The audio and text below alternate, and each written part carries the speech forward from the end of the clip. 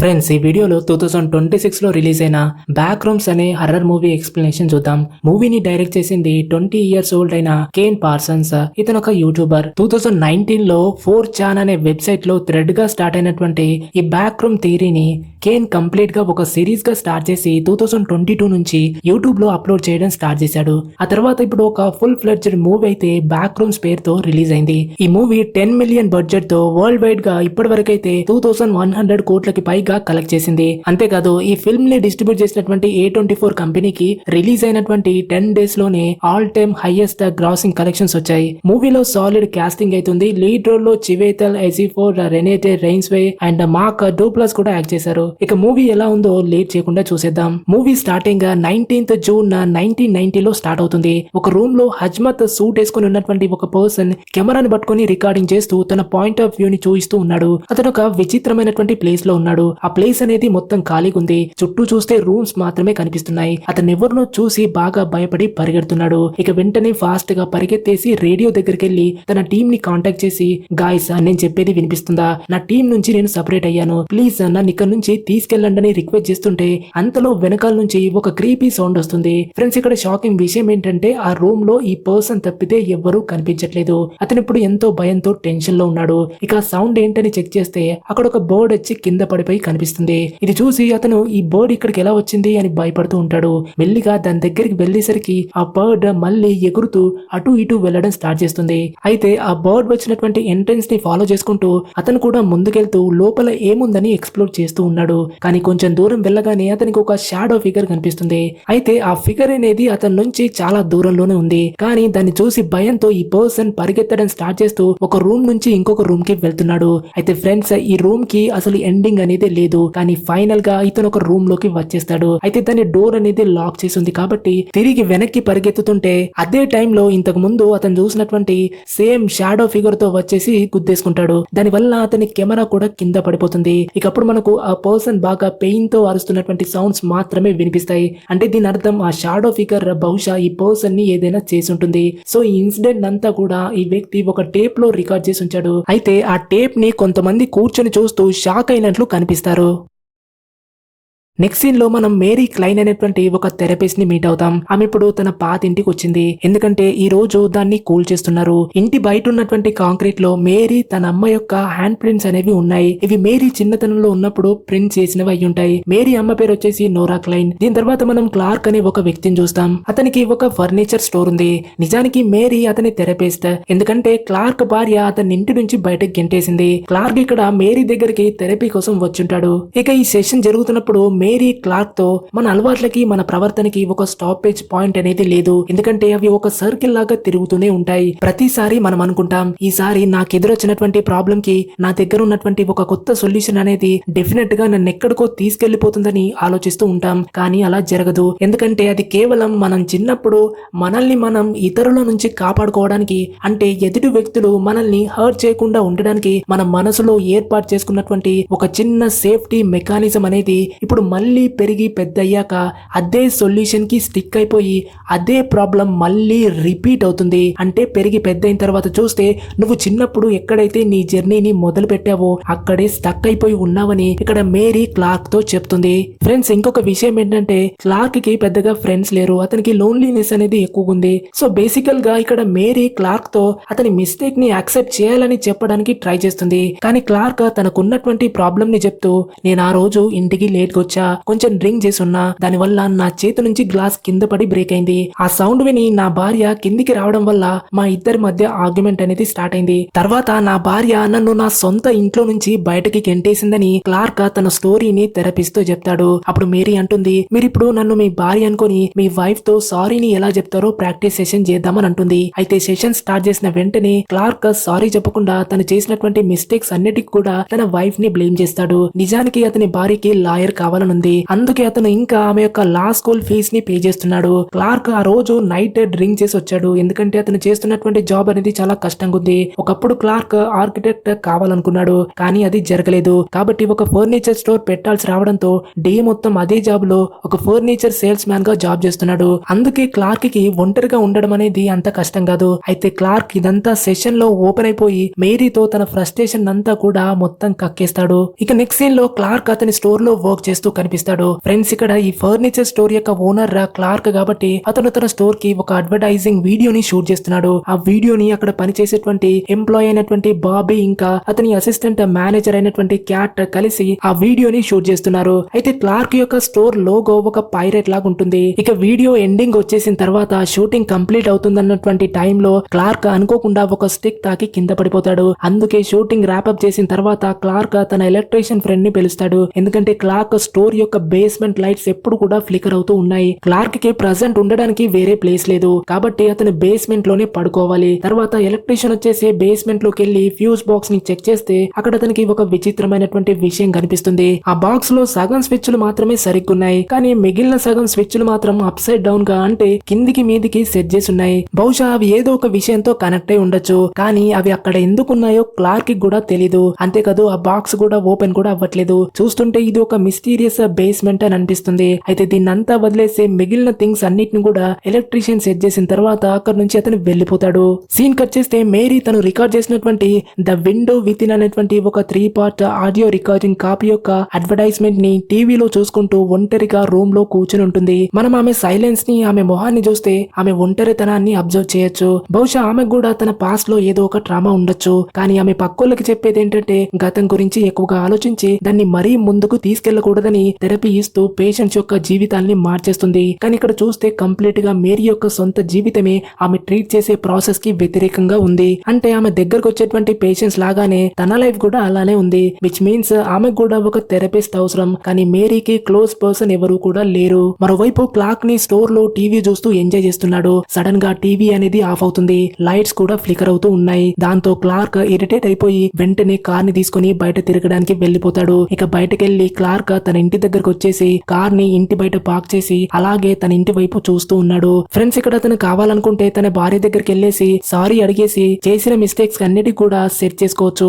కానీ క్లార్క్ కి ఇంకా నేనే తప్పు చేయలేదని అనిపిస్తుంది కాబట్టి ఇంటి లోపలికి వెళ్లి సారీ అడగడు. నెక్స్ట్ డే మ్యారీ ఒక ఉమెన్ తో మాట్లాడుతూ ఉంటే అక్కడ ఉన్నటువంటి ఆమె పిల్లల మధ్య ఉన్నటువంటి ప్రేమను చూసి తన అమ్మని గుర్తు తెచ్చుకుంటుంది. మేరీకి తన అమ్మకి సంబంధించినటువంటి ఒక ట్రామా కూడా గుర్తొస్తుంది కాబట్టి వెంటనే పిల్స్ ని వేసుకుంటుంది. మరోవైపు స్టోర్ లోపల ఒక కస్టమర్ కూడా లేడు. క్లార్క్ తన బోర్డం ని పోగొట్టడానికి పేపర్ మీద ఒక బిల్డింగ్ యొక్క డ్రాయింగ్ ని చేస్తున్నాడు. అంటే క్లార్క్ కావాలంటే ఇప్పుడు కూడా స్టోర్ లో వర్క్ చేసుకుంటూ ఒక ఆర్కిటెక్ట్ కూడా కావచ్చు. ఎందుకంటే ఇప్పుడు క్లార్క్ అక్కడ కూర్చొని ఒక యూనిట్ బిల్డింగ్ యొక్క బ్లూ ప్రింట్ ని తయారు చేశాడు. ఖాళీ టైంలో క్లార్క్ ఇక్కడ కూర్చొని హ్యాపీగా చదువుకోవచ్చు, అన్ని డ్రాయింగ్స్ ని చేయొచ్చు. కానీ చూస్తుంటే అతను టైం పాస్ చేస్తున్నట్లు అనిపిస్తుంది. ఇక ఆ రోజు రాత్రి క్లార్క్ టీవీలో తన స్టోర్ కి చేసినటువంటి అడ్వర్టైజ్మెంట్ ని చూస్తుంటే ఉన్నట్టుండి టీవీలో ఒక టెక్నికల్ గ్లిచ్ వస్తుంది. దానివల్ల టీవీలో ఒక పిక్చర్ అనేది వస్తుంది. అందులో ఏదో ఒక రూమ్ ఉంది. అయితే ఆ రూమ్ యొక్క లాస్ట్ పోర్షన్ లో ఏదో ఉంది. ఇలా కనిపించగానే టీవీ అనేది ఆటోమేటిక్ గా ఆఫ్ అవుతుంది. ఇక క్లార్క్ కోపంతో కిందున్నటువంటి బేస్మెంట్ దగ్గరికి వెళ్లి ఫ్యూజ్ బాక్స్ ఓపెన్ చేసి అన్ని స్విచ్లను ఆన్ చేస్తూ ఆఫ్ చేయడం స్టార్ట్ చేస్తాడు. కానీ అలా చేయడం వల్ల ప్రాబ్లం అనేది మరింత ఎక్కువ అవుతుంది. ఎందుకంటే కంప్లీట్ స్టోర్ మొత్తం లైట్లు అనేవి పర్మనెంట్ గా ఆఫ్ అవుతాయి. కాబట్టి క్లార్క్ పడుకోవడానికి పైకి వెళ్తున్నాడు. కానీ అదే టైంలో అక్కడ ఒక చిన్న గ్యాప్ ఉందని గమనిస్తాడు. నిజానికి అది బేస్మెంట్ యొక్క గోడ పైన ఉంది. ఆ గోడ వైపు ఉన్నటువంటి ఇంకో సైడ్ నుంచి లైట్ కూడా వస్తుంది. కాబట్టి క్లార్క్ వాల్ దగ్గరికి వెళ్లి తన చెవిని వాల్ కి ఆనించి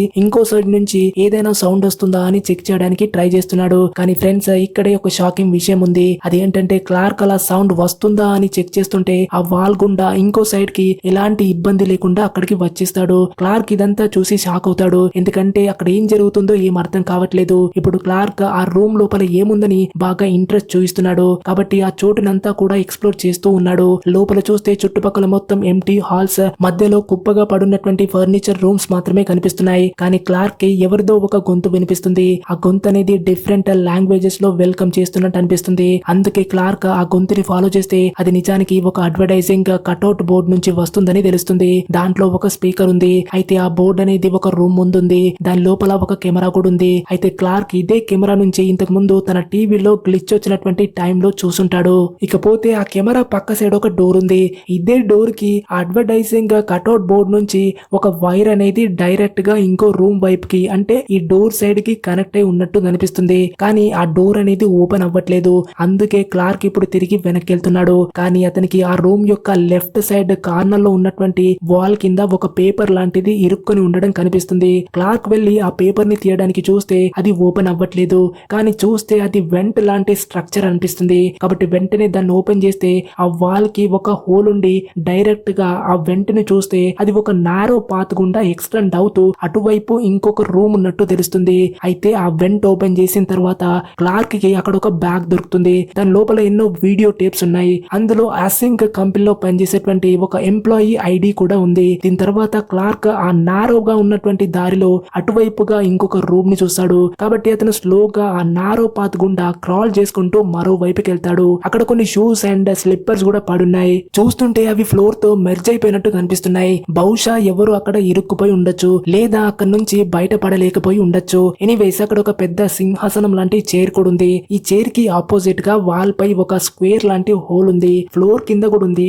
దీంట్లో కూడా కొన్ని చైర్స్ పడున్నాయి. అయితే చైర్ కి రైట్ సైడ్ వ్యూ లో మనకు ఒక దారి కనిపిస్తుంది. అది మొత్తం స్టార్టింగ్ లో వెడల్పుగా ఉండి ముందుకెళ్తుంటే ఒక స్టీప్ పాత్ లాగా ఎండ్ వరకు ఎక్స్టెండ్ అయిపోయి ఒక చిన్న డోర్ అనేది కనిపిస్తుంది. అయితే ఇప్పుడు క్లార్క్ చుట్టూ చూస్తున్నాడు. అంతలో అతనికి ఇంతకు ముందు తను వచ్చినటువంటి ఆ నారో పాత్ కి అటువైపుగా ఉన్నటువంటి ఇంకొక రూమ్ నుంచి ఎవరో కదులుతున్నట్టుగా సౌండ్ వినిపిస్తుంది.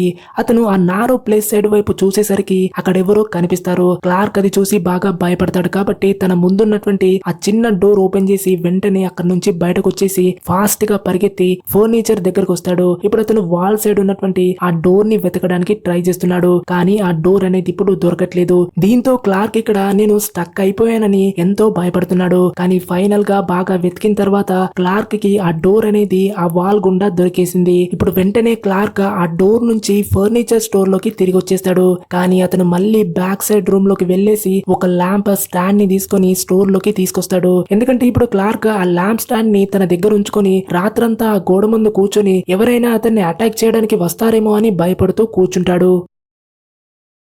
నెక్స్ట్ డే మనం ఒక పర్సన్ ని చూస్తాం. అతను ఆ కెమెరాలో రికార్డ్ అయినటువంటి క్లార్క్ యొక్క ఫుటేజ్ ని చూస్తాడు. దీని తర్వాత మనం క్లార్క్ మేరీ దగ్గరికి వెళ్లి తనతో జరిగినటువంటి అన్ని విషయాల్ని చెప్తూ నాకు స్టోర్ లో ఒక ప్లేస్ దొరికింది.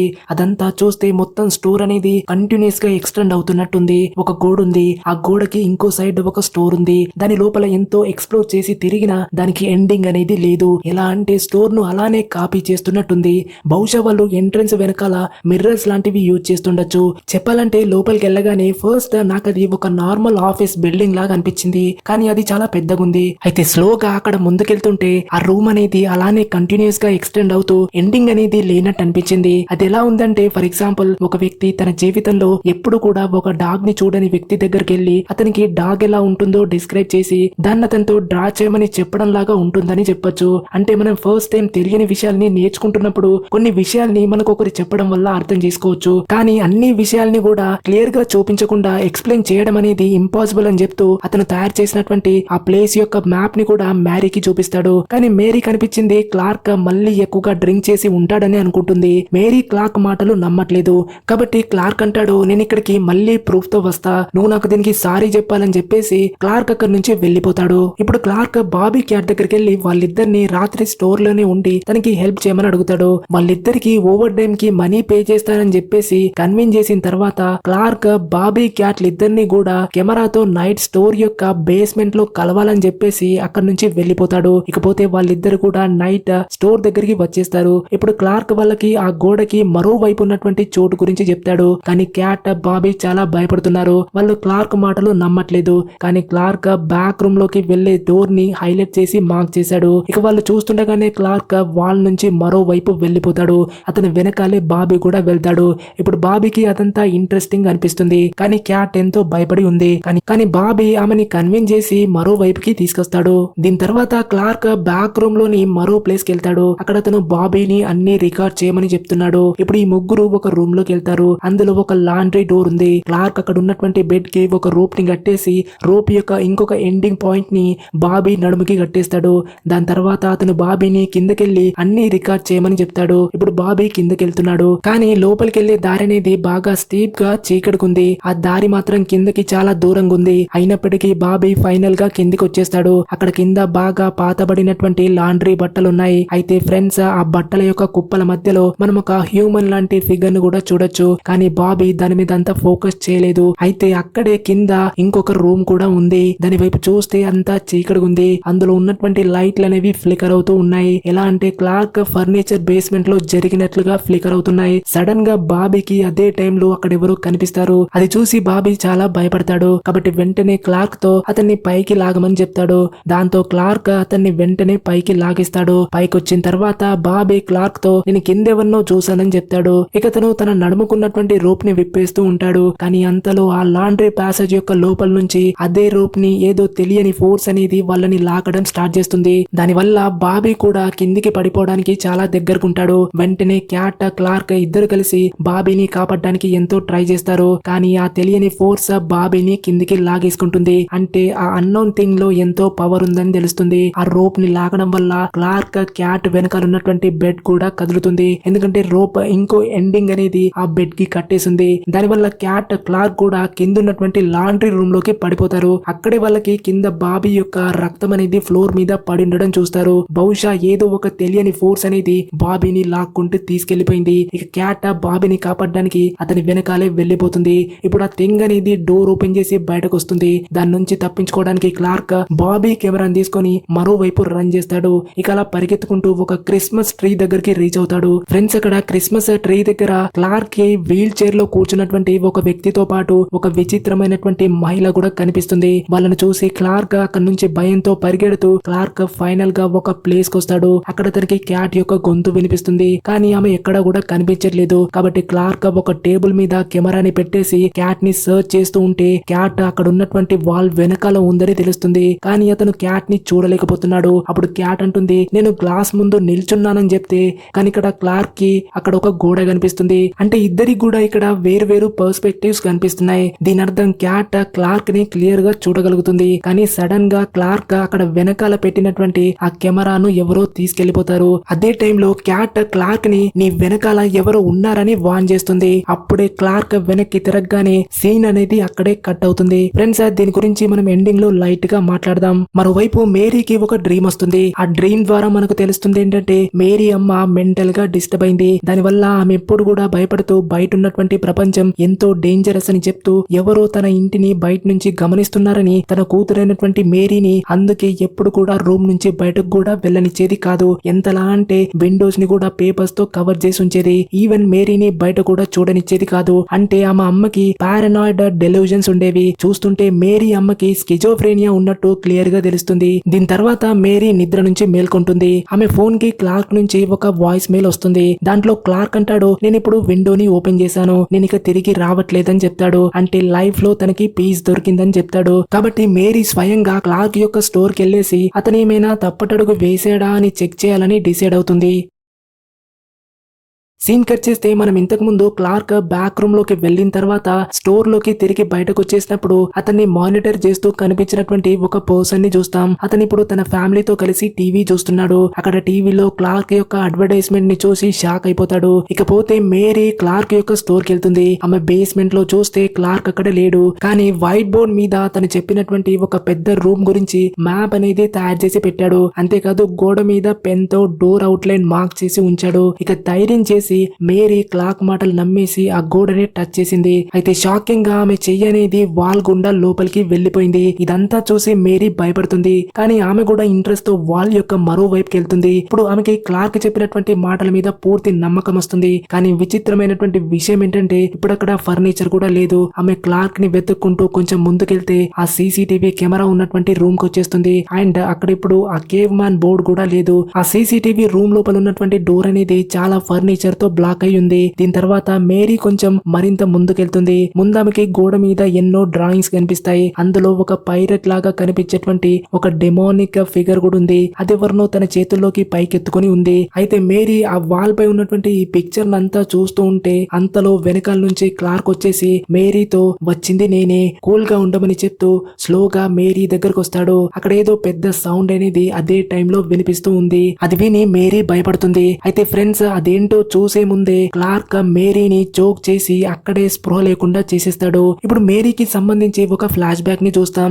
మేరీ అమ్మ యొక్క మెంటల్ హెల్త్ అనేది వర్స్ గా అయిపోతుంది. దానివల్ల ఆమెని మెంటల్ హాస్పిటల్లో జాయిన్ చేశారు. దాని తర్వాత మేరీ ఒంటరిగా ఉంటూ తనను తాను సిచ్యువేషన్ కి తగ్గట్టుగా మార్చుకొని ఇప్పుడు ఒక థెరపిస్ట్ అయిపోయి ఉంటుంది. ఇకపోతే ప్రజెంట్ లో మేరీకి స్పృహ వచ్చేసరికి ఆమె పక్కన ఒక మల్టిపుల్ ఫేసెస్ తో డిస్ఫిగర్డ్ గా ఉండి లావుగా ఉన్నటువంటి బియర్డ్ మ్యాన్ కూర్చుని ఉన్నాడు. కార్నర్ లో ఒక విచిత్రమైనటువంటి ఫేస్ ఉన్నటువంటి రెడ్ హెయిర్ లేడీతో పాటు ల్యాంప్ దగ్గర వీల్ చైర్ లో ఇంకొక వ్యక్తి కూడా ఉన్నాడు. క్లార్క్ మేరీని చైర్ పై కూర్చోబెట్టి ఆమె చేతుల్ని కట్లతో కట్టేశాడు. క్లార్క్ అక్కడ మేరీ ముందు కూర్చొని మేరీతో ఇంతకీ ఆ ప్లేస్ ఏంటో దాని గురించి చాలా ఇండైరెక్ట్ గా చెప్తాడు. ఫ్రెండ్స్, మనకి మూవీలో ఈ పర్టికులర్ కన్వర్సేషన్ జరిగేటప్పుడు అసలు ఏం జరుగుతుందో మాక్సిమం అర్థం కాదు. ఒకవేళ మీకు ఇంతకు ముందు బ్యాక్ రూమ్స్ గురించి లేదా లిమినల్ స్పేస్ గురించి తెలుసుంటే ఈజీగా అర్థమవుతుంది. అయితే సింపుల్ గా చెప్పుకుంటే క్లార్క్ ఇక్కడ ఈ రూమ్ లోకి వెళ్ళడం అనేది ఒక వేరే డైమెన్షన్ కి వెళ్ళినట్టు చెప్పొచ్చు. అంటే తన స్టోరీ యొక్క బేస్మెంట్ లో వేరే డైమెన్షన్ కి ఒక పోర్టల్ ఉంది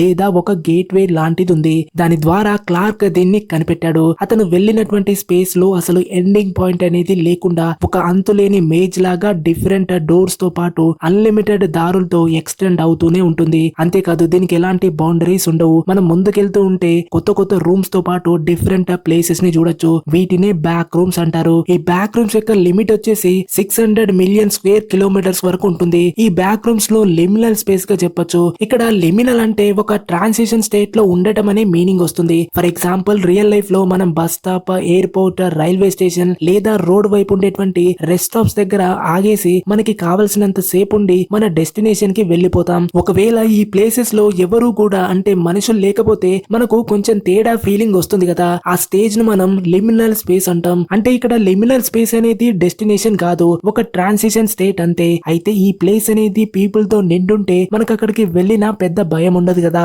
సో ఇక్కడ కూడా ఈ బ్యాక్ రూమ్స్ లో అలాగే ఉంటుంది. ఇక్కడ ఎవరు కూడా ఉండకుండా ఎంటీ స్పేస్ తో ఫ్లోరెసెంట్ లైట్స్ తో ఉండి స్పేస్ మొత్తం ఇన్ఫినిట్ గా ఉంటుంది. కానీ బ్యాక్ రూమ్ అనేది ఫిక్షనల్ హర్రర్ సెటప్. ఇకపోతే ఈ బ్యాక్ రూమ్ ఏం చేస్తుందంటే ఎప్పుడైనా ఒక మనిషి పోర్టల్ ద్వారా దీని లోపలికి వెళ్తే ఆ వ్యక్తి యొక్క మానసిక స్థితిని అంతా కూడా కాపీ చేస్తుంది. అంటే దీన్ని ఎగ్జాక్ట్ గా ఒక వీడియో టేప్ రికార్డర్ లాగా అనుకోవద్దు. ఎందుకంటే మనం ఈ స్పేస్ లోకి ఎంటర్ అయినప్పుడు ఒక వ్యక్తి యొక్క మెంటల్ స్టేట్ ని కాపీ చేసి దాన్ని గుర్తు పెట్టుకుంటుంది. ఇక్కడ మెంటల్ స్టేట్ అంటే మనలో ఉన్నటువంటి కోపం, బాధ, భయం, పిరికితనం, ఒంటరితనం, ఏదైనా ట్రామాని కూడా కాపీ చేస్తుంది. కానీ మన సోల్ ని మాత్రం క్యాప్చర్ చేయలేదు. ఈ బ్యాక్ రూమ్స్ అనేవి వీడియో రికార్డింగ్ స్పేస్ అయితే కాదు. కానీ మన మెమరీస్ తో పాటు ఒక వ్యక్తి యొక్క మానసిక స్థితిని స్కాన్ చేసేసి మనం అనుకుంటున్నటువంటి వ్యూ పాయింట్స్, మనం క్రియేట్ చేసుకున్నటువంటి సైకలాజికల్ ప్రొజెక్షన్స్ ని, చిన్నతనంలో జరిగినటువంటి ట్రామాని కాపీ చేసి అదంతా ఈ బ్యాక్ రూమ్ లో విజిబుల్ అవుతుంది. అంటే ఈ స్పేస్ అంతా కూడా ఒక సైకలాజికల్ ఛాంబర్ గా చెప్పొచ్చు.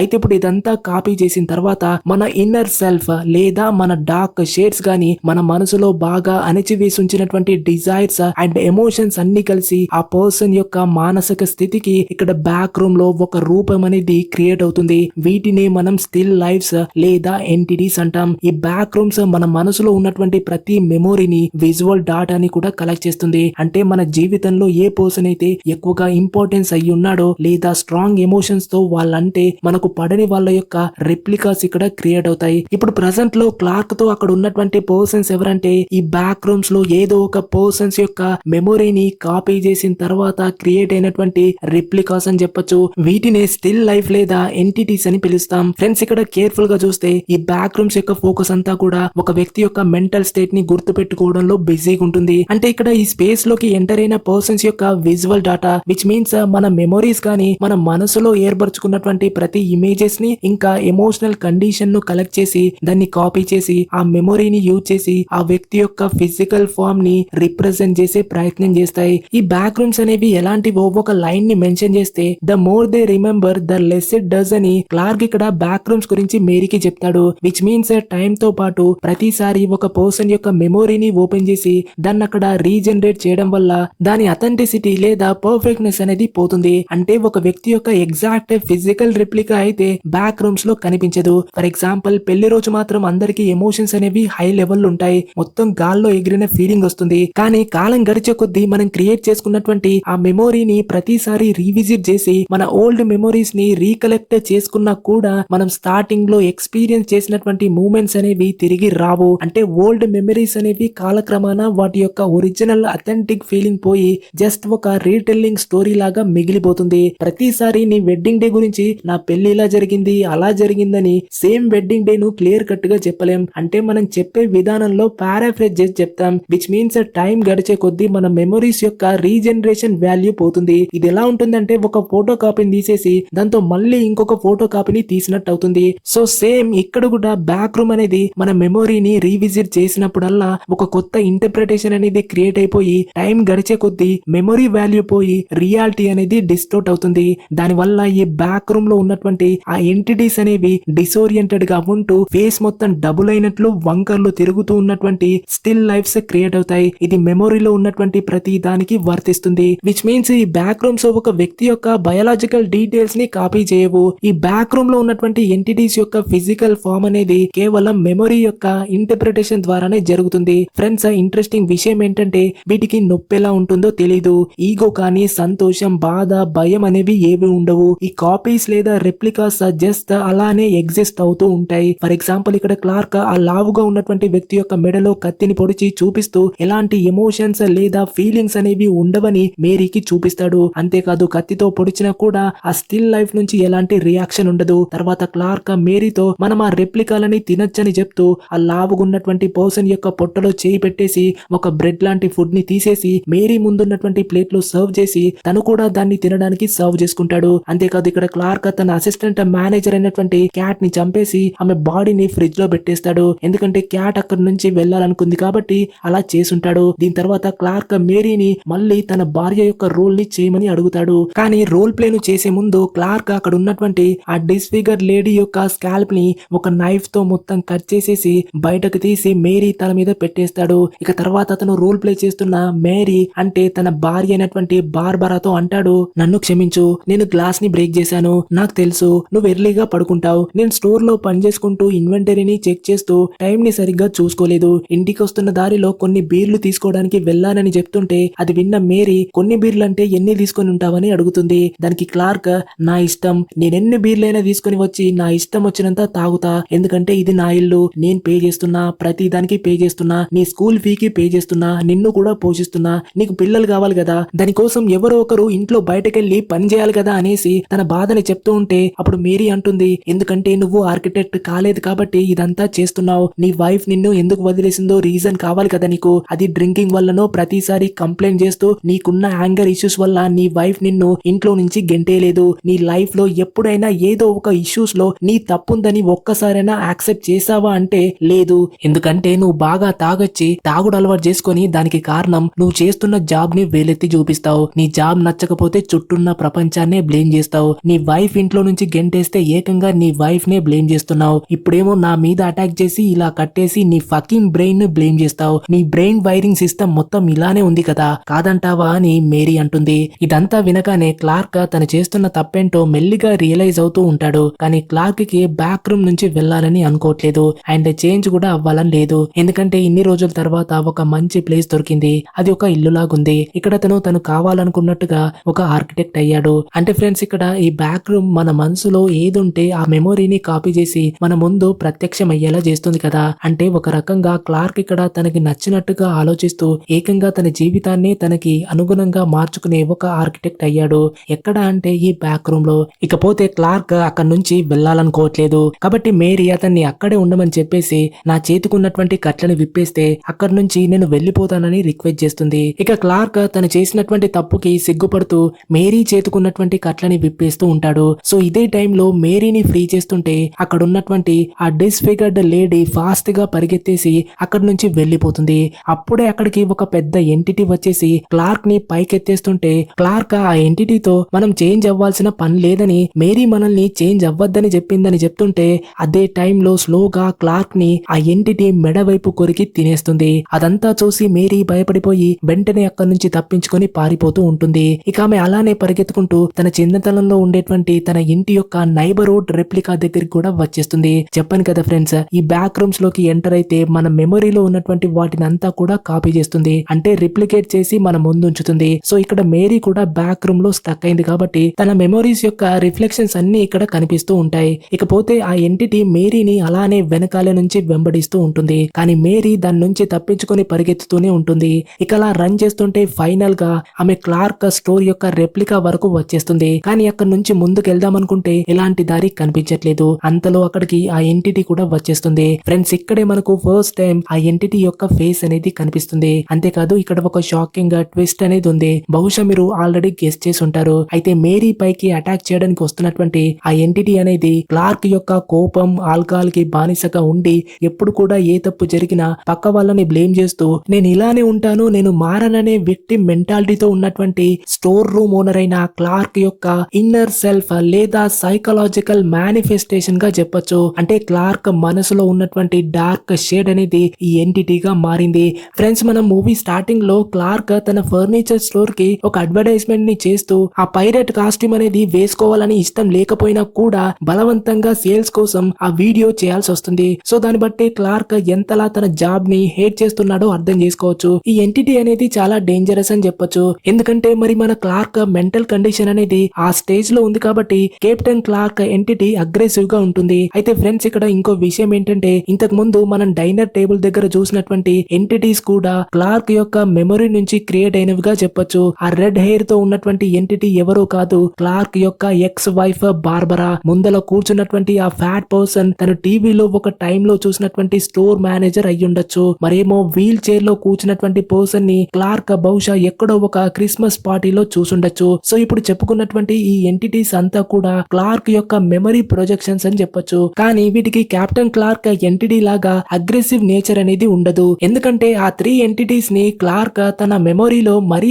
భయపెట్టే మెంటాలిటీ ఉన్నటువంటి వ్యక్తులని భావించడు. కాబట్టి అలా సైలెంట్ నేచర్ తో ఆ బ్యాక్ రూమ్ లో క్రియేట్ చేయబడి ఉంటారు. మరి కెప్టెన్ క్లార్క్ డిన్నర్ టేబుల్ దగ్గరికి వస్తున్నాడన్న టైంలో బార్బరా స్టిల్ లైఫ్ ఎందుకని అక్కడి నుంచి పారిపోయిందంటే ఇక్కడ కెప్టెన్ క్లార్క్ ఎంటిటీ అనేది క్లార్క్ యొక్క సైకలాజికల్ మేనిఫెస్టేషన్ గా చెప్పొచ్చు. అంటే క్లార్క్ యొక్క మానసిక ప్రతిరూపానికి కెప్టెన్ క్లార్క్ ఎంటిటీ అనేది ఒక ప్రత్యేక నిదర్శనంగా పిలవచ్చు. కానీ బార్బరా మాత్రం ఇక్కడ క్లార్క్ యొక్క మెమోరీలో నుంచి పుట్టింది కాబట్టి క్లార్క్ తన వైఫ్ పై ఎలాంటి ఒపీనియన్ ఉంటే అలా బిహేవ్ చేస్తుంది. సో ఇక్కడ క్లార్క్ తన మైండ్ లో ఎప్పుడు కూడా తను చెప్పేది వినదని, నన్ను చూస్తేనే ఏదో భయపడినట్టు నా నుంచి దూరంగా వెళ్లిపోతుందనేటువంటి ఒక మెంటల్ పిక్చర్ ని క్రియేట్ చేసుకుని పెట్టుకున్నాడు. సో బార్బరా ఎంటిటీ క్లార్క్ అనుకున్నటువంటి మెమోరీ లాగే బిహేవ్ చేస్తుంది. కాబట్టి ఇక్కడ ఎప్పుడైతే బార్బరా ఎంటిటీకి కెప్టెన్ క్లార్క్ వస్తున్నాడన్నటువంటి సౌండ్ వినిపించిన వెంటనే అక్కడి నుంచి పారిపోతుంది. ఇంకో రకంగా ఆ ఎంటిటీని చూసి ఇక్కడ బార్బరా భయపడింది కూడా అనొచ్చు. అంతేకాదు ఈ ఎంటిటీస్ కి లాంగ్వేజ్ అనేది అర్థం కాదు. క్లార్క్ రూమ్ లోకి ఎంటర్ అయిపోయినప్పుడు ఈ బ్యాక్ రూమ్ అనేది తన మనసులో ఏమనుకుంటే ఆ సీన్ క్రియేట్ చేస్తుందని తెలుసు. అయితే డిన్నర్ సీన్ దగ్గర క్లార్క్ ఆ రెడ్ హెయిర్ ఎంటిటీతో లైట్ ఆన్ చేయమని చెప్పినప్పుడు రెస్పాండ్ అవ్వదు. కానీ వీల్ చైర్ ఎంటిటీతో చెప్తే ఆన్ చేస్తుంది. ఎందుకంటే క్లార్క్ తన మెమోరీలో ఈ పర్టికులర్ పర్సన్ లైట్ ఆన్ చేయాలని ఎక్స్పెక్ట్ చేసి ఉంటాడు. అందుకే ఆకిబాడ్ లీలాండ్ సటర్ స్టిల్ లైఫ్ అనే వీల్ చైర్ ఎంటిటీ క్లార్క్ తన మైండ్ లో ఎక్స్పెక్ట్ చేసిన విధంగా యాక్ట్ చేస్తుంది. కానీ క్లార్క్ బార్బరా ఎంటిటీతో లైట్స్ ఆన్ చేయమని మాటలతో చెప్పినా కూడా అది రెస్పాండ్ అవ్వదు. ఎందుకంటే క్లార్క్ కావాలనే తన వైఫ్ తన మాట వినదని, అంత రెస్పాన్సివ్ కాదని తన మనసులో అనుకుంటూ ఆ ఎంటిటీస్ యొక్క క్వాలిటీస్ ను మేరీకి చెప్పే ప్రయత్నం చేస్తాడు.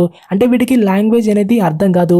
మరి కెప్టెన్ క్లార్క్ ఎంటిటీ క్లార్క్ ని ఎందుకు చంపేస్తాడంటే ఎప్పుడైతే మేరీ క్లార్క్ ని అతని మిస్టేక్స్ ని రియలైజ్ అయ్యేలా చేసిందో అప్పుడే క్లార్క్ కి తన బిహేవియర్ ని చేంజ్ చేసుకోవాలనేటువంటి థాట్ వస్తుంది. అంటే ఇప్పటి వరకు ఉన్నటువంటి తన యాంగర్ వర్షన్ అండ్ ఆల్కహాలిజం ను చేంజ్ చేయాలనుకున్నాడు. కాబట్టి ఈ చేంజ్ అనేది ఆ బ్యాక్ రూమ్ లో ఉన్నటువంటి ఎంటిటీకి నచ్చదు. ఆ చేంజ్ నే సహించదు. కాబట్టి డైరెక్ట్ గా క్లార్క్ నొచ్చి తినేస్తుంది. అంటే ఇది ఒక కైండ్ ఆఫ్ సెల్ఫ్ డిస్ట్రక్షన్ గా చెప్పొచ్చు. ఇకపోతే ప్రజెంట్ లో ఇప్పుడు మేరీను కెప్టెన్ పైరట్ ఎందుకు చంపడానికి వస్తుందంటే ఈమెనే కదా క్లార్క్ కి అతను చేస్తున్నటువంటి తప్పేంటో రియలైజ్ అయ్యేలా చేసింది. కాబట్టి అది డైరెక్ట్ గా బ్యాక్ రూమ్ లో ఉన్నటువంటి కెప్టెన్ క్లార్క్ యొక్క ప్రెజెన్స్ కే డేంజర్ అవుతుంది. అందుకే మేరీని అటాక్ చేయడానికి వస్తుంది. అది ఇప్పుడు మేరీ వైపు ముందుకు వస్తుంది. కానీ మేరీ దాంతో ఫైట్ బ్యాక్ చేస్తూ ఒక స్టిక్ తో దాని లెగ్ పై కొట్టేసి కింద పడేలా చేసి పారిపోతుంటే అక్కడే కేవ్ మ్యాన్ కటౌట్ కి తగిలేసి మేరీ కింద పడిపోగానే వైర్ సిస్టమ్ ద్వారా ఎమర్జెన్సీ సిస్టమ్ అనేది బెల్ రింగ్ అవుతుంది.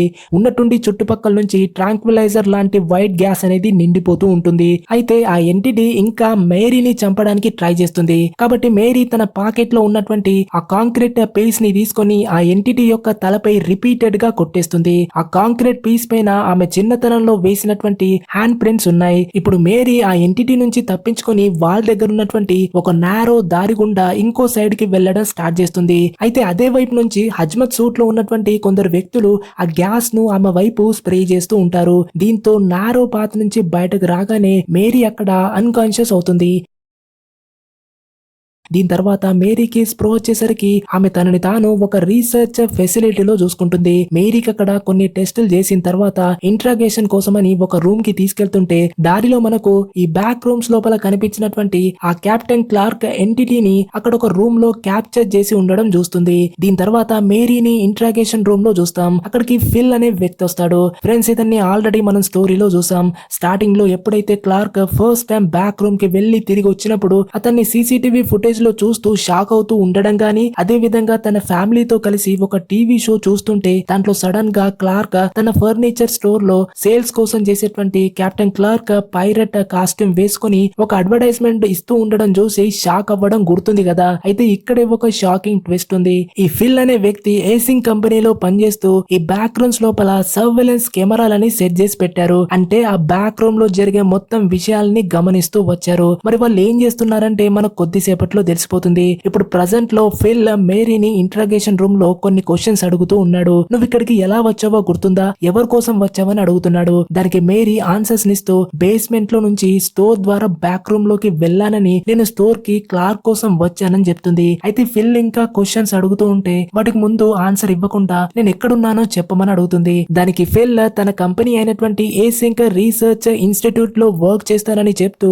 ఒక కార్డ్ ని చూపిస్తూ, మొదట్లో మేము ఎంఆర్ఐ మిషన్స్ ని తయారు చేసే వాళ్ళం, కానీ ఇప్పుడు చేయట్లేదు. స్పెసిఫిక్ గా ఈ పనంతా కూడా ఈ బ్యాక్ రూమ్స్ యొక్క పోర్టల్స్ ని కనిపెట్టక ముందు ఎంఆర్ఐ మిషన్స్ పై బాగా వర్క్ చేశాం. నేను కూడా బ్యాక్ రూమ్ లో ఉన్నా, ఎందుకంటే అది నా జాబ్. ప్రతిరోజు అక్కడికి వెళ్ళి ఏదైనా ఒక కొత్త విషయం తెలుస్తుందేమో అని ట్రై చేస్తూ డిఫరెంట్ ఏరియాస్ ను మ్యాప్ అవుట్ చేయడానికి చూస్తూ ఉంటాను. ఇప్పటి వరకు మా జీవితం మొత్తంలో ఇంత పవర్ఫుల్ గా ఒక రికార్డింగ్ ఫుటేజ్ అంతా కూడా రికార్డ్ అవుతుందని ఎక్స్పెక్ట్ చేయలేదు. కానీ దాన్ని ఎలా అర్థం చేసుకోవాలో తెలియట్లేదు. ఈవెన్ దాన్ని పర్ఫెక్ట్ గా డిస్క్రైబ్ చేయలేకపోతున్నానని చెప్తాడు. అది విన్న మేరీ అంటుంది, ఒకరు తన లైఫ్ టైమ్ లో డాగ్ చూడని వ్యక్తికి డాగ్ గురించి అంతా చెప్పేసి ఆ డాగ్ యొక్క డ్రాయింగ్ ను గీయమని అడిగినట్టుంటుంది కదా అని రిప్లై ఇస్తుంది. దానికి ఫిల్ అవునని అంటాడు. అది విన్న మేరీ, అంటే మీరు నన్ను ఇప్పుడు దాన్ని డిస్క్రైబ్ చేయమంటున్నారు, నేను చెప్పేదంతా నోట్ డౌన్ చేసుకుంటారు, ఆ తర్వాత నా పరిస్థితి ఏంటి, నన్ను ఇక్కడ నుంచి పంపించేస్తారా అని అడుగుతుంది. దానికి ఫిల్ అంటాడు, నాకు ఆ డెసిషన్ గురించి ఏం తెలీదు, ప్లీజ్ అదంతా వదిలేసి మనం ఇద్దరం ఇదే టాపిక్ మీద మాట్లాడదాం, సో దట్ ఏదో ఒక కొత్త విషయాలు తెలుస్తాయి. మన ఇద్దరికి ఆ బ్యాక్ రూమ్ లో ఉన్నటువంటి ఎక్స్పీరియన్స్ ఉంది, ఆ డోర్స్ అనేవి ప్రతి చోట ఓపెన్ అవుతూనే ఉన్నాయి, అలా ఎందుకు జరుగుతుందో దేంతో కనెక్టెడ్ ఉందో తెలియట్లేదు,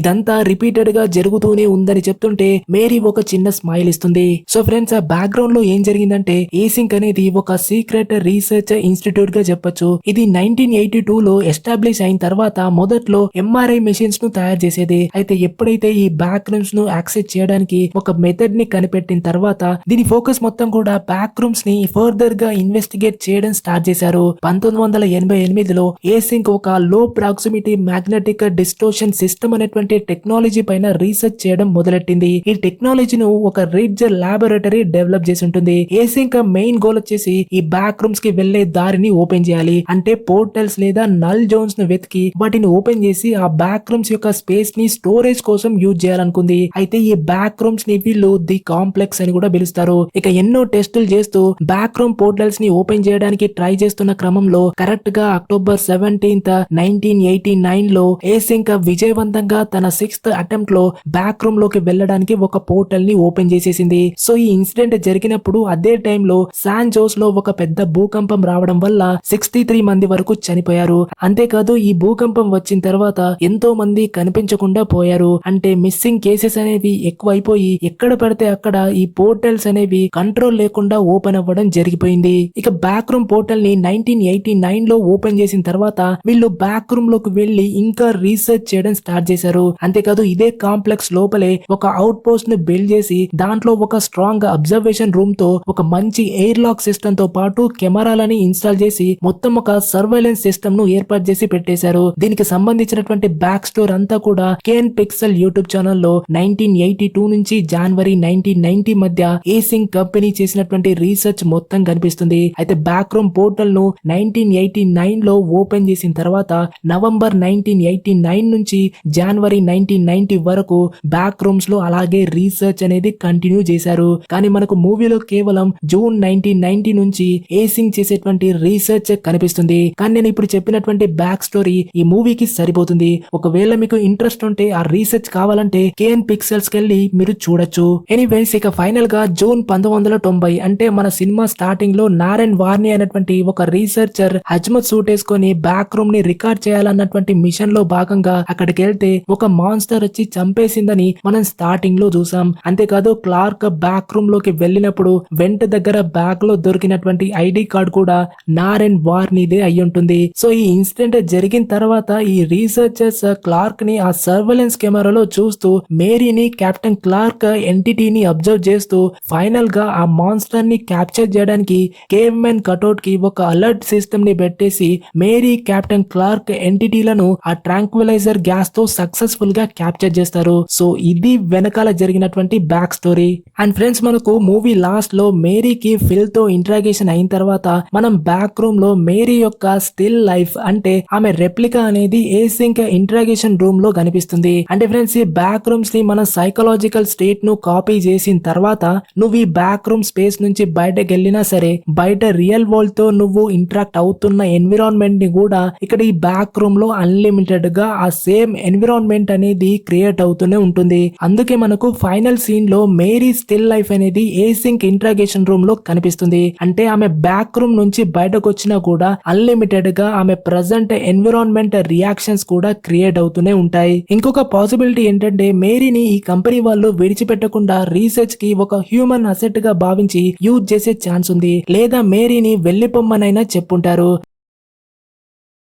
ఇకపోతే మూవీలో మనకు కొన్ని డౌట్స్ వచ్చే ఛాన్స్ ఉంది. అవేంటో ఇప్పుడు చూద్దాం. కెప్టెన్ పైరెట్ కాస్ట్యూమ్ వేసుకొని తను చేసినటువంటి అడ్వర్టైజ్మెంట్ ను క్లార్క్ నైట్ టైమ్ లో కూర్చొని చూస్తూ ఉంటాడు కదా. మరి సడన్ గా టీవీలో గ్లిచ్ వచ్చిన తర్వాత ఎందుకని టీవీలో బ్యాక్ రూమ్ తో పాటు అటువైపుగా ఉన్నటువంటి రూమ్ సైడ్ ఎవరో ఉన్నట్టు కనిపిస్తుంది కదా. అది ఎందుకని అలా జరిగిందంటే మేబీ ఎలక్ట్రికల్ ఫాల్టీ సిస్టమ్ వల్ల కావచ్చు. కానీ ఫ్రెండ్స్ ఇక్కడనే బ్యాక్ రూమ్స్ యొక్క ఇంకొక యాంగిల్ ఉంది. నిజానికి captain Clark entity Clark back room లోకి వెళ్ళక ముందే ఆల్రెడీ క్రియేట్ అయిపోయింది. అంటే దీని అర్థం ఈ బ్యాక్ రూమ్స్ యొక్క పోర్టల్స్ అనేవి దగ్గరలో ఉన్నటువంటి ఎన్విరాన్మెంట్ తో పాటు అక్కడున్న పర్సన్ యొక్క స్టిల్ లైఫ్ ని కూడా బ్యాక్ రూమ్ లోకి వెళ్ళక ముందే క్రియేట్ చేసేస్తాయి. అంటే ఈ స్పెసిఫిక్ పాయింట్స్ దగ్గర రియాలిటీకి బ్యాక్ రూమ్ వరల్డ్ కి చాలా చిన్న లైన్ ఉంటుంది. అది బాగా వీక్ ఉంటుంది. అందుకే ఫ్రెండ్స్ ఈ బ్యాక్ రూమ్ యొక్క పోర్టల్ అనేది ఫర్నిచర్ స్టోర్ కి చాలా దగ్గర ఉంది కాబట్టి ఆ స్టోర్ అంతా ఆల్రెడీ కాపీ చేసి పెట్టేసింది. ఇక నెక్స్ట్ క్యాట్ ని కాపాడడానికి బ్యాక్ రూమ్ లో క్లార్క్ వెతుకుతూ ఉంటే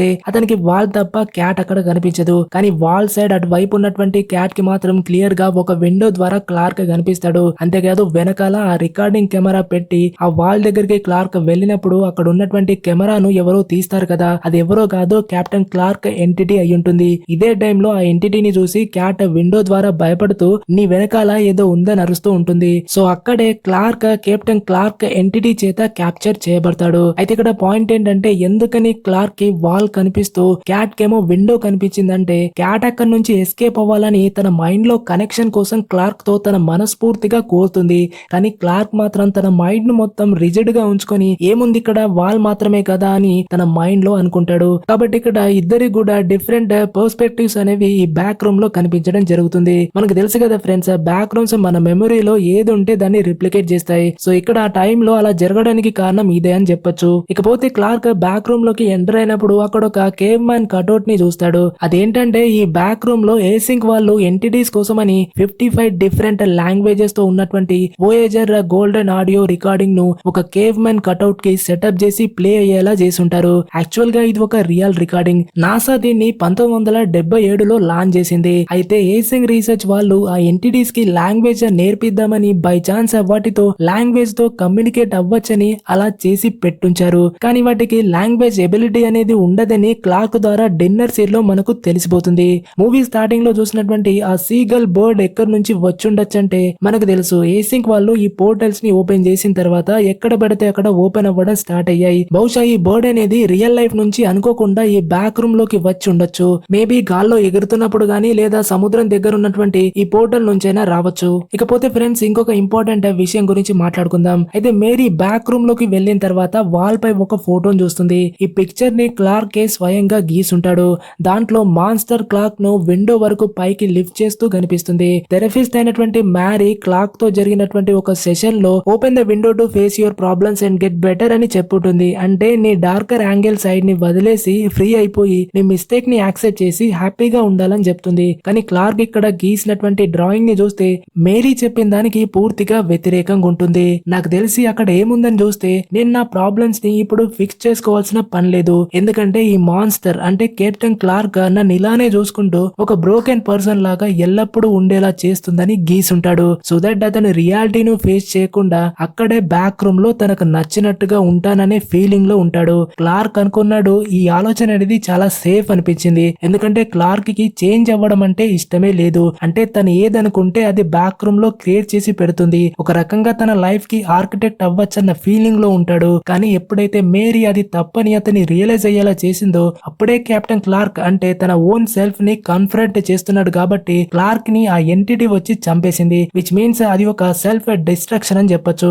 ఇకపోతే కెప్టెన్ క్లార్క్ బాబీని చంపేసింది. ఎందుకంటే అతన్ని బ్యాక్ రూమ్ లోకి వచ్చిన తర్వాత ఒక ఇంట్రూడర్ గా భావించింది కాబట్టి చంపేసింది. అయితే క్యాట్ ని మాత్రం నాకు తెలిసి క్లార్కే చంపేసి ఉంటాడు. ఎందుకంటే ఆమె అక్కడి నుంచి వెళ్ళాలని అనుకుంది. ఒకవేళ ఆమె బయటకు వెళ్తే క్లార్క్ జీవించబోయేటువంటి లైఫ్ గురించి బయట చెప్పేస్తుంది కాబట్టి ఆమె హెడ్ కట్ చేసేసి చంపేసి ఉండొచ్చు. ఇక ఫైనల్ గా మనం మూవీ స్టార్టింగ్ లో చూసినటువంటి నరేన్ వార్ని రీసెర్చర్ ని కూడా కెప్టెన్ క్లార్క్ ఎంటిటీ చంపేసింది. ఫ్రెండ్స్ ఇక్కడ గుర్తుంచుకోవాల్సినటువంటి విషయం ఏంటంటే ఈ బ్యాక్ రూమ్స్ పోర్టల్ అనేది క్లార్క్ ఫర్నిచర్ స్టోర్ కి చాలా దగ్గరలో ఎప్పటి నుంచో ఉంది. ఈ కెప్టెన్ క్లార్క్ ఎంటిటీ అనేది క్లార్క్ బ్యాక్ రూమ్ లోకి ఎంటర్ అవ్వక ముందే క్రియేట్ అయింది. అంటే బ్యాక్ రూమ్ యొక్క పోర్టల్ అనేది క్లార్క్ యొక్క స్టోర్ ను ఎప్పటి నుంచో కాపీ చేసి క్లార్క్ యొక్క మైండ్ లో ఉన్న ట్రామా, తాగుడు అలవాట్ల వంటి వాటిని బాగా కాపీ చేసి ఒక పెద్ద అగ్రెసివ్ కెప్టెన్ క్లార్క్ ఎంటిటీని ఆల్రెడీ బ్యాక్ రూమ్ లో క్రియేట్ అయిపోయింది. అంటే బ్యాక్ రూమ్స్ పోర్టల్స్ కి ప్రాక్సిమిటీలో ఉండేటువంటి ఏ ప్లేసెస్ అయినా సరే వాటిని కాపీ చేసి ఎంటిటీస్ ని క్రియేట్ చేస్తుంది. మనకు మూవీ స్టార్టింగ్ లో నరేన్ వార్ని బ్యాక్ రూమ్ లో చనిపోయిన తర్వాతే క్లార్క్ ఎంటర్ అయ్యాడు. కానీ క్లార్క్ ఎంటర్ అవ్వక ముందే అతని పర్సోనా కెప్టెన్ క్లార్క్ రూపంలో ఒక డేంజరస్ ఎంటిటీగా మారుంటుంది. ఇక ఫైనల్ గా ఫ్రెండ్స్ నేను చెప్పినటువంటి ఆన్సర్స్ కి మేబీ డిఫరెంట్ థియరీస్ ఉండొచ్చు. ఎందుకంటే స్టోరీ రైటింగ్ ఇంటెన్షనల్ గా ఓపెన్ ఎండింగ్ లాగా ఉంచేసి ఫర్దర్ గా సీక్వెల్స్ తీసుకురావాలనేటువంటి ప్రయత్నం అయితే కనిపిస్తుంది. మూవీలో ఇంకొక పాయింట్ అనేది ఇంట్రెస్టింగ్ అనిపించింది. అదేంటంటే జనరేటివ్ ఆర్టిఫిషియల్ ఇంటెలిజెన్స్ కి బ్యాక్ రూమ్స్ ఒక అనాలజీగా చెప్పారని అనిపించింది. ఎలా అంటే ఇక్కడ డేటా అనేది మన మెమరీస్ అయితే బ్యాక్ రూమ్స్ క్రియేట్ చేసే ఇంపర్ఫెక్ట్ హ్యూమన్ యొక్క ఫిజికల్ రియాలిటీ అనేది సేమ్ జనరేటివ్ ఆర్టిఫిషియల్ ఇంటెలిజెన్స్ ఎలాగైతే లేని విషయాల్ని ఉన్నట్లు హాలిసినేట్ చేసి ఒక వ్యక్తిలో ఫాల్స్ డీటెయిల్స్ ని క్రియేట్ చేసినట్లుగా ఇక్కడ బ్యాక్ రూమ్స్ లో కూడా మెమరీస్ ని యూజ్ చేసుకొని ఇంపర్ఫెక్ట్ రియాలిటీని రిప్రజెంట్ చేసే ప్రయత్నం చేస్తాయి. సో ఇది బ్యాక్ రూమ్స్ యొక్క complete explanation and break down. I hope ఈ మూవీ మీకు నచ్చిందని ఆశిస్తున్నా. మీకు నచ్చితే తప్పకుండా లైక్ చేసి ఖచ్చితంగా హై పాయింట్స్ ఇవ్వండి. మరో వీడియోలో మళ్ళీ కలుద్దాం. అంతవరకు టేక్ కేర్, బాయ్.